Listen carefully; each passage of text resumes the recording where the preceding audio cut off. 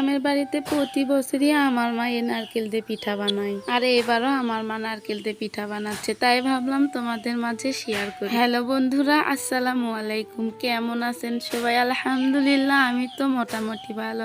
আর আজকে আমি একটু বেশি ভালো, কারণ আজকে আমাদের বাড়িতে অনেক মজাদার একটি পিঠা বানাচ্ছে। আর হ্যাঁ, আজকে আমাদের বাড়িতে এই পিঠাটা আমার মা বানাবে না, আমার ভাবি বানাবে। আর এই নারকেল দিয়ে পিঠা বানানোর জন্য আমার ভাই নারকেলগুলো ছিলে দিচ্ছিল, সরি ভেঙে দিচ্ছিল। বাই দাও, এই নারকেল ভাঙার পর দেখি নারকেলের মধ্যে একটি শ্বাস হয়েছে, আর এই শ্বাস খেতে কিন্তু আমি অনেক পছন্দ করি। আমার মতো তোমরা কে কে পছন্দ করো অবশ্যই কমেন্টে জানি। দেন তারপর আমার ভাবে এই নারকেলগুলো কুড়িয়ে নিচ্ছিল। সরি, পিঠার নাম বলতেই ভুলে গেছি। আমাদের এখানে কিন্তু এই পিঠাকে কুলসি পিঠা বলা হয়। তোমাদের ওখানে এই পিঠাকে কি নামে চেনো অবশ্যই ইনবক্সে জানিও। আর এই কুলসি পিঠা আমার ফ্যামিলির সবাই কিন্তু অনেক পছন্দ করে। বাই দা ওয়ে, আমি কিন্তু একটু বেশি পছন্দ করি। যাই হোক, এইদিকে আমার ভাবির কিন্তু নারকেল কুড়াও অলরেডি শেষ। আমি কিন্তু এইদিকে নারকেলগুলো বারবার খাচ্ছিলাম, আর নারকেলগুলো খেতে খেতে প্রায় অর্ধেক হয়ে গেছে। বাই দা ওয়ে, এই কুলসি পিঠা বানানোর জন্য প্রথমে কিন্তু পানি গরম দিতে হবে, তাই আমার ভাবি প্রথমেই আগে পানি গরম দিয়ে দিল। দেন তারপর পানি গরম করে নেওয়ার পর তার মধ্যে আটা দিতে হবে। এদিকে আমি আটা দিচ্ছিলাম আর আমার ভাবি নাড়তেছিল।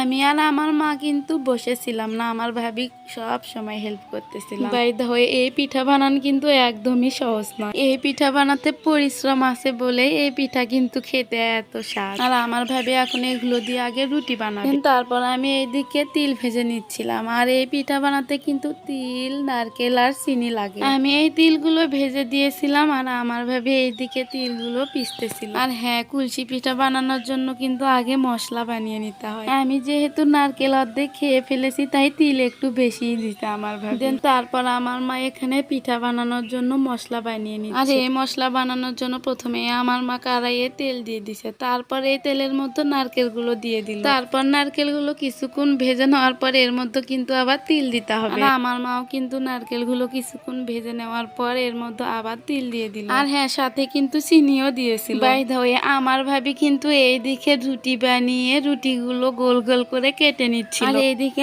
আমার মায়ের মশলা বানানো অলরেডি শেষ। আর এখন আমার মা, আমার ভাবি এবং আমি সবাই মিলে এখন এই পিঠাগুলো বানাবো। মানে এই কাজগুলো কিন্তু আমার ভাবি দিয়েই শুধু করাচ্ছিলাম না, আমি, আমার মা এবং আমার ভাবি তিনজনে মিলেই করতেছিলাম। আমাদের গ্রামের বাড়িতে কিন্তু অনেক কাজ, তাই আমরা সবাই ভাগাভাগি করেই কাজগুলো করি। আর সবাই মিলে কাজ করার মজাই কিন্তু অন্যরকম। বাই দা ওয়ে, খাবো সবাই কিন্তু কাজ করব না, এটা কি করে হয়? আর কাজ আহামরি কোনো বিষয় না যে পারবো না। যাই হোক, অনেক কথাই বলে ফেললাম, ভুল হলে মাফ করবে। এইদিকে আমাদের পিঠা বানানো কিন্তু প্রায় শেষ। তাসফিয়াও কিন্তু এই মশলাগুলো খাচ্ছিল, আর এই পিঠা খাওয়ার চেয়ে কিন্তু এই পিঠার মশলা খেতেই বেশি স্বাদ। দেন আমি আর আমার ভাবি পিঠা বানাচ্ছিলাম, আর আমার মা এই পিঠাগুলো এখানে ভেজে নিচ্ছিল। আর আমাদের পিঠা ভাজা শেষ না হতে আমি আর তাসফিয়া কিন্তু খাচ্ছিলাম। আর এই গরম গরম পিঠা কিন্তু আমি আর তাসফিয়া খেতেই পারতেছিলাম না। আমি দুই একটা খেতে পারতেছিলাম, কিন্তু তাসফিয়া একটাও পারতেছিল না খেতে। আর ও বলতেছিল পিঠাগুলো গরম হোক। আর ছোট বাবুরা কিন্তু এভাবেই সবকিছু ভুল করে, গরম